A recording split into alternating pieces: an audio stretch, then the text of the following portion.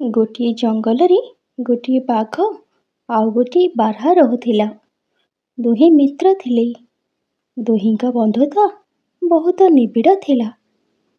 ଦୁହେଁ ଦୁହିଁଙ୍କୁ ନ ଦେଖିଲେ କୌଣସି କାମ କରୁନଥିଲେ। ଏମିତିକି ବାଘ ଖାଉନଥିଲେ, ବାର୍ହା ବି ଖାଉନଥିଲା।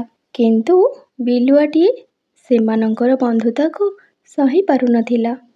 ଦୁହିଁଙ୍କ ସମ୍ପର୍କ ଭାଙ୍ଗିବାକୁ ସେ ସବୁବେଳେ ଚିନ୍ତା କରୁଥିଲା।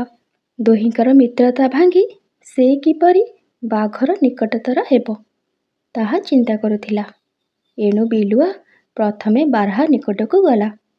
ବାର୍ହାକୁ କହିଲା, ବୁଝିଲ ଦାଦି, ମୋତେ କାହିଁ କଥାଟା ଭଲ ଲାଗୁନି।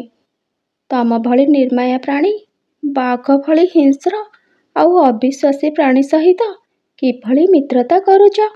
ତାହା ଛଡ଼ା ମୁଁ ଯାହା ଶୁଣିଛି ତାହା କହୁଛି। ସେ ଯେଉଁ ମିତ୍ରତା ଦେଖାଉଛି ସବୁ ଦେଖାଣିଆ।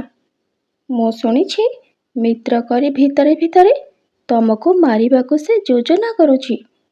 ତେଣୁ ଦାଦି, ବାଘଠାରୁ ଟିକେ ସତର୍କ ଥିବ। ଏମିତି କଥା କହି ବାର୍ହାର ମୁଣ୍ଡ ଖରାପ କରିବାକୁ ଚେଷ୍ଟା କଲା। ପ୍ରଥମେ ତ ବାର୍ହା ବିଶ୍ୱାସ କଲା ନାହିଁ। ବାର୍ହା କହିଲା, ବାଘ ବହୁତ ଭଲ ପ୍ରାଣୀ। ସେ କେବେ ବି ମୋତେ ମାରିବାକୁ ଚିନ୍ତା କରୁନଥିବ। ଆମେ ଦୁହେଁ ଭଲ ବନ୍ଧୁ। ବିଲୁଆ କହିଲା, ହଉ ଦାଦି, ତମକୁ ନିଜର ଭାବିଲି ବୋଲି କହିଦେଲି। ତେଣିକି ତମ ଇଚ୍ଛା। ପରେ ଅସୁବିଧାରେ ପଡ଼ିଲେ ଜାଣିବନି। ତାପରେ ବିଲୁଆ ସେଠାରୁ ଚାଲିଗଲା। ଏସବୁ ଶୁଣି ବାର୍ହା ବହୁତ ବ୍ୟସ୍ତ ଆଉ ଚିନ୍ତିତ ହୋଇପଡ଼ିଲା। ବିଲୁଆ କଥାରେ କିଛି ସତ୍ୟତା ଅଛି ବୋଲି ଚିନ୍ତା କଲା।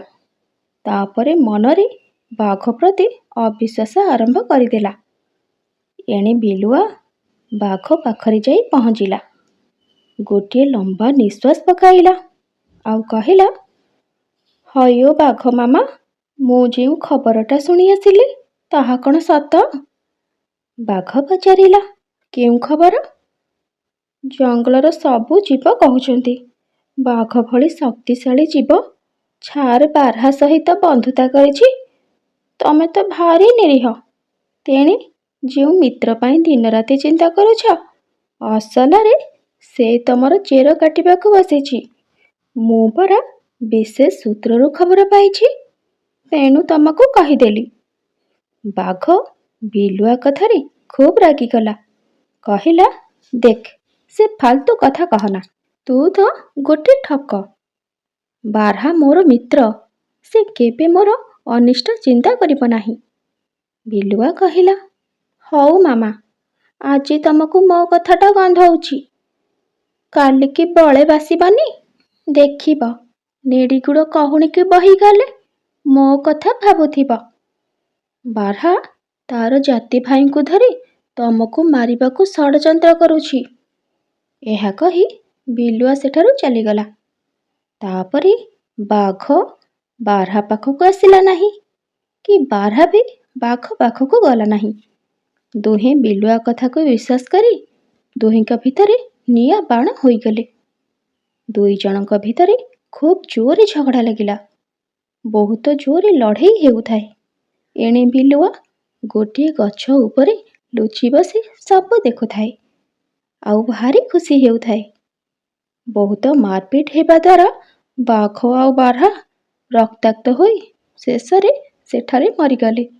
ବିଲୁଆ ଯେଉଁ ଗଛ ଉପରେ ବସି ଦେଖୁଥିଲା, ସେ ଗଛରେ ଏତେ ଅଠା ଲାଗିଥିଲା ଯେ ବିଲୁଆ ଯେତେ ଚେଷ୍ଟା କଲା ସେଠାରୁ ଉଠିପାରିଲା ନାହିଁ। ଏହି ସମୟରେ ଶିକାରୀ ସେହି ବାଟ ଦେଇ ଯାଉଥିଲା। ବାର୍ହା ଆଉ ବାଘକୁ ନେବା ସମୟରେ ବିଲୁଆକୁ ଦେଖିଲା। ଆଉ ଗୋଟିଏ ଶିକାର ମିଳିଗଲା ଭାବି ତୀର ମାରି ବିଲୁଆକୁ ମାରିଦେଲା। ବିଲୁଆ ଯଦି ସେହି ଅଠାରେ ଲାଗିନଥାନ୍ତା, ତାହେଲେ ସେ ଶିକାରୀ କବଳରୁ ରକ୍ଷା ପାଇପାରିଥାନ୍ତା।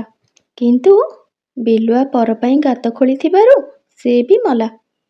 ପର ପାଇଁ ଅନିଷ୍ଟ ପାଞ୍ଚି ଶେଷରେ ନିଜର ଜୀବନ ହରାଇଲା। ତେଣୁ କଥାରେ ଅଛି ପରା, ଯେ ପାଞ୍ଚେ ପର ମନ୍ଦ, ତା ମନ୍ଦ ପାଜନ୍ତି ଗୋବିନ୍ଦ।